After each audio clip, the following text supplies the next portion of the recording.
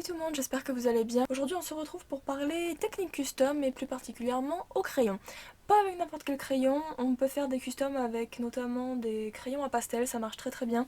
Ou avec ce genre de crayons qui ont la mine pas vraiment comme les Crayola par exemple, ou ce genre de choses qu'on peut utiliser pour colorier directement sur ces mines un peu grasses. Nous on va plutôt chercher des mines sèches. Comme notamment le crayon à pastel ou d'autres marques qui le font. Après ça dépend. Plus je pense, plus vous avez une grande marque, c'est ce que j'ai constaté avec les miens, plus vous avez une marque qui est connue, on va dire, plus ça marche bien. J'ai par exemple des Rooney et des Conté à Paris, des Faber-Castell, ça marche très bien. Après ça a tendance à plus s'agripper sur les customs, sur les chevaux qui ont déjà un effet poil. C'est plus facile à faire aussi. Et on peut pas faire toutes les robes avec, notamment, c'est évident. On l'utilise pour certaines choses plus particulièrement. Pour le sabot par exemple, on va l'utiliser pour faire des traits. Enfin moi je l'utilise pour faire des traits comme des striures ou même imiter les chevaux qui ont des sabots un peu fendillés par exemple.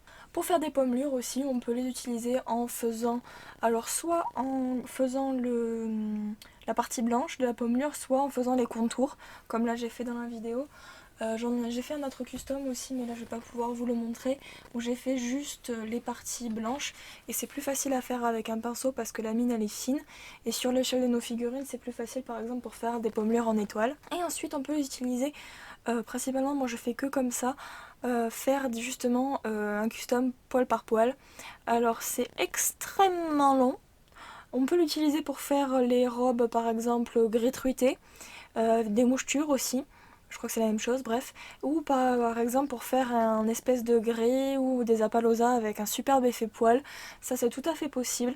Il y a plein de robes possibles à faire avec le crayon, il faut juste beaucoup de patience et un peu de technique. Comme je vous ai dit, la valeur sûre c'est les crayons à pastel.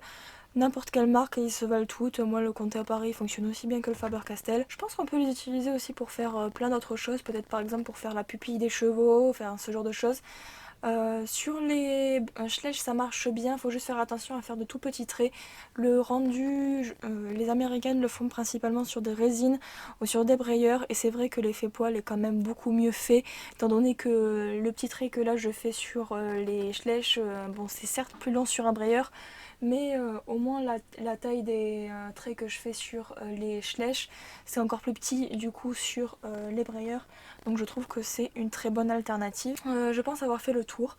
Après voilà, comme je vous ai dit dans la vidéo sur les différents médiums, il faut essayer et voilà, peut-être que vous allez trouver quelque chose de mieux pour vous, disons, que le crayon à pastel. Moi j'ai testé le crayon à aquarelle et ça marche pas sur tous les chevaux, ça dépend.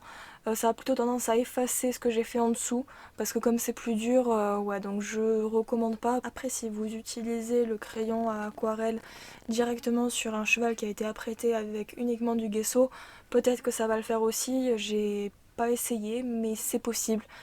Donc faut vraiment, il faut essayer. Moi je vous donne juste mon expérience et après vous en faites ce que vous voulez et vous êtes libre de vous faire la vôtre. Voilà, donc écoutez, j'espère que ça vous a plu et puis on se retrouve demain pour une prochaine vidéo. Ciao ciao!